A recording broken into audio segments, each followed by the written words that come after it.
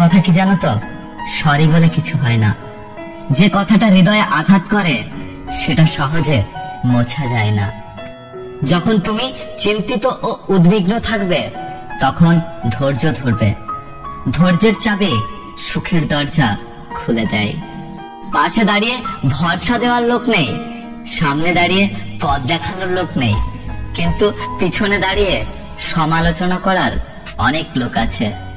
যত বড় হবে ততই বুঝতে পারবে পৃথিবীতে প্রয়োজন ছাড়া কেউ আপন হয় না। কখনো কোনো কাজে হাল ছেড়ে দিও না। মনে রেখো, কাজটা যদি সহজ হতো তাহলে সবাই করত। জ্ঞানীরা আগে চিন্তা করে তারপর কথা বলে, আর নির্বোধরা আগে কথা বলে তারপর চিন্তা করে। তর্কের চেয়ে নীরবতা ভালো, প্রতিশোধ নেওয়ার চেয়ে রাস্তা বদলে ফেলা ভালো, আর স্বার্থপর মানুষের পাশে চলার চেয়ে একা একা চলা অনেক ভালো। পৃথিবীর সব থেকে শক্তিশালী প্রতিশোধ হলো নিশ্চুপ থাকা। তাই বলে ভেবো না তুমি হেরে গেছো। মনে রেখো, জবাবটা তুমি নয়, সময় দেবে ঠিক সময়ে। জীবনটা অনেকটা জ্যামিতির উপপাদ্যের মতো। চিত্র দেখলে মনে হয় খুব সহজ, কিন্তু প্রমাণ করতে গেলেই বোঝা যায় কতটা কঠিন। সময় বলে দেয় কে কার কতটা আপন। সময়ের সাথে বদলে যায় অনেক প্রিয়জন।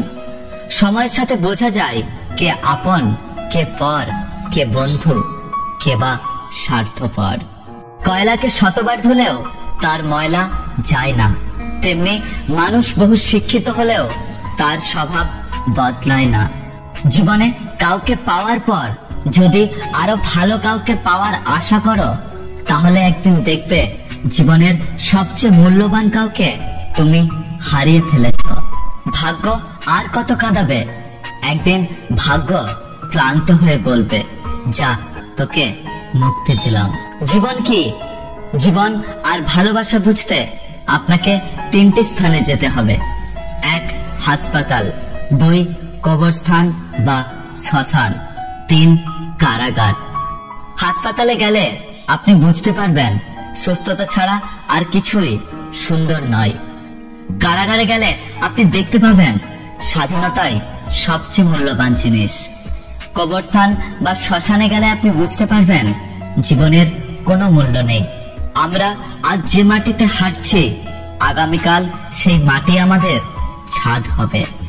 দুঃখজনক সত্য, আমরা কিছু নিয়ে আসি না, আবার কিছু নিয়ে যেতেও পারবো না। আয়না হলো মানুষের প্রকৃত বন্ধু, যার সামনে হাসলে সেও হাসে, কাঁদলে সেও কাঁদে, কিন্তু আঘাত করলে সে আঘাত করে না, বরং নিজেই ভেঙে যায়। যদি ভিডিওটি ভালো লাগে ভিডিওটিতে একটি লাইক করবেন, কমেন্ট করে জানাবেন আপনার মতামত।